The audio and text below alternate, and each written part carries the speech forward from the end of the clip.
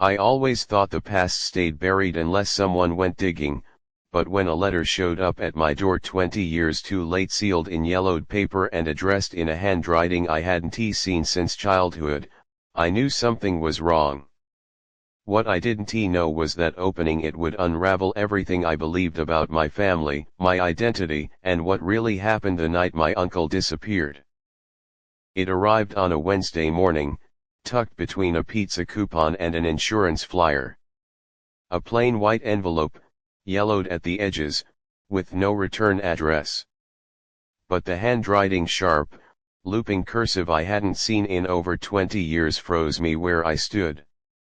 It was my uncle's. Uncle Ben.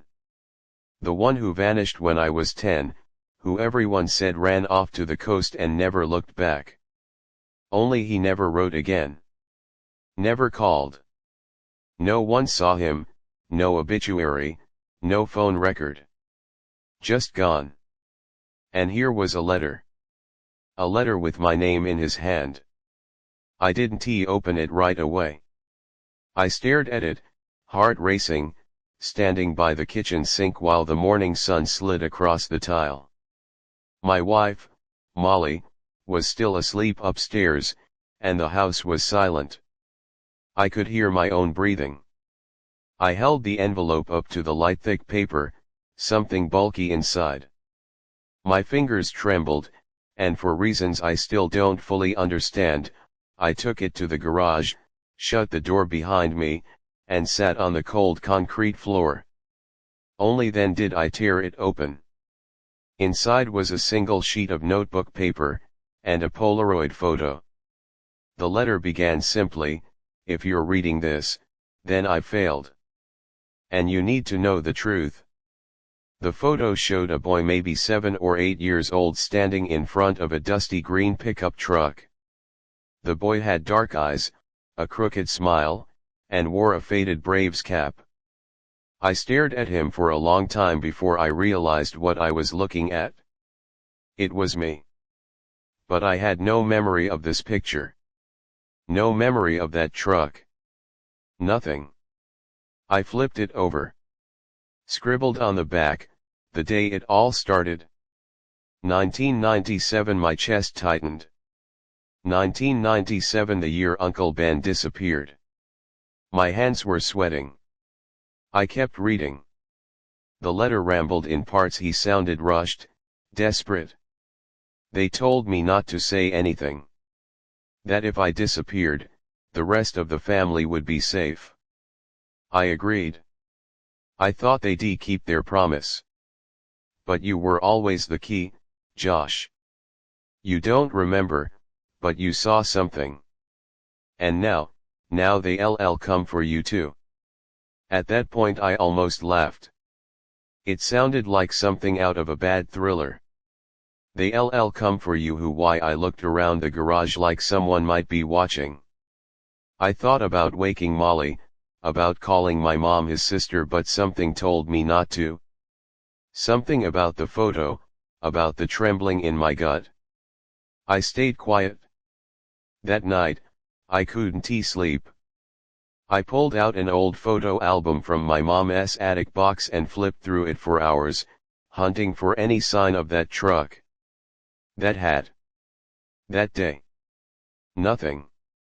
It was like the photo had been taken in a world that didn't exist. But the next morning, I found another envelope. This one was slid under the front door. No stamp. No handwriting. Just a typed message on the outside, "Do not involve the police." My blood ran cold. I ripped it open. No letter this time, just another photo. This one was of my house. My front door. Taken at night. That's when I realized I hadn't been dreaming. Someone really was watching. And they didn't want the truth getting out. I didn't sleep the second night. Every creak of the floorboards felt like a footstep. Every shadow from the street lamp outside twisted into something watching. I kept the curtains drawn and double-checked every lock. Molly could tell something was off, but I told her it was work stress. I couldn't bring her into it yet, not until I understood what this was. The letter. The photo. The warning. I felt like I was unraveling. But by morning, I made a decision. I needed answers, and there was only one person still alive who might know what happened to Uncle Ben. My mother. She lived alone now in the same house I grew up in, just outside of Athens, Georgia. The drive took 2 hours, and I rehearsed the conversation the whole way. What would I say, what could I ask that wouldn't sound insane? She greeted me at the door with a hug and her usual sweet tea. "You look like you've seen a ghost," she said with a smile. "Maybe I have," I muttered. She laughed but paused when I showed her the envelope. When she saw the handwriting, her smile vanished. Her hands trembled slightly. "That S, Ben S," she whispered. "That S his writing."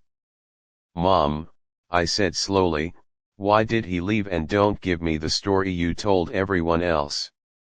She stared at the letter for a long time. Then, for the first time in my life, I saw something in her eyes I never had before: fear. "We were told to say he left," she finally said. "By who?" She shook her head.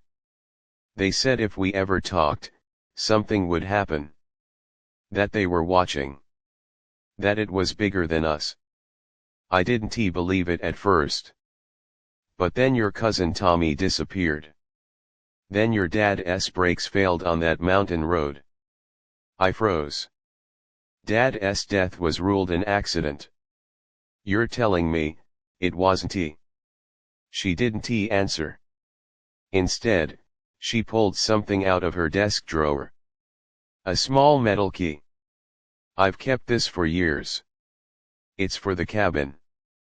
The one Ben used to visit before he disappeared. No one's been there since. But I think whatever happened started there." I drove straight to the cabin that afternoon. It sat deep in the woods near Lake Burton, barely more than a shack now. Moss-covered steps. Windows boarded over. But the lock still worked, and the door creaked open to a stale, musty silence. Inside, dust blanketed everything. An old sofa. A wood-burning stove. Books with yellowing pages. But there was one thing that wasn't covered in dust: a trunk in the corner, spotless, like someone had opened it recently. I knelt, hard hammering, and opened it. Inside were dozens of photographs. All of me. At school. At the park playing baseball. Someone had been following me since I was a kid. And at the bottom another letter. This one was dated 3 weeks ago. "Josh. I know this is how it ends. But I couldn't leave you blind. They've been watching since that night in 1997. You don't remember because they made sure of that, but I saw it, what you touched in the woods behind our old house. It wasn't human, Josh. It wasn't from here. And it wanted you. That's why they came. That's why I made the deal. I bought you time. But time's up." Suddenly, I wasn't alone. Behind me, the floor creaked. I turned, slowly. And there, standing in the doorway, was a man in a black suit and a wide-brimmed hat, face hidden in shadow. "You were supposed to stay away," he said quietly. I ran. Out the door. Through the woods. I didn't stop until I reached the car. But when I turned the key, nothing. Dead battery. And from the tree line, a dozen figures in black stepped out. They'd been waiting. I didn't scream. I didn't move. For a full 3 seconds, I just sat behind the wheel, staring out through the windshield at the figures drifting from the trees like smoke in the dark. They didn't rush. They never needed to. There was something terrifying about their patience, like they had all the time in the world, and I was the only one running out of it. I reached for my phone, fingers shaking, but there was no signal. Of course there wasn't. The battery was still full, but the bars were gone. I tried the car again. Dead. The nearest house was at least a mile back. I considered making a run for it, but as I looked into the woods, I realized they were already surrounding me. The man in the wide-brimmed hat was standing directly in front of the car now, his hand resting on the hood like he was claiming it. Claiming me. He spoke again, and this time his voice was clearer, smooth, too calm, too steady. You weren't supposed to find the cabin. He broke the rules when he left you that key. My brain raced. Ben. Uncle Ben. What rules? Who were they? What do you want from me? I finally managed, my voice cracking. He tilted his head like a curious animal. We don't want anything. We already took it. 27 years ago. Your uncle only delayed the terms. What terms? But I didn't need the answer. Deep inside, I knew. I remembered the woods behind our house. I remembered that night. The fog. The humming.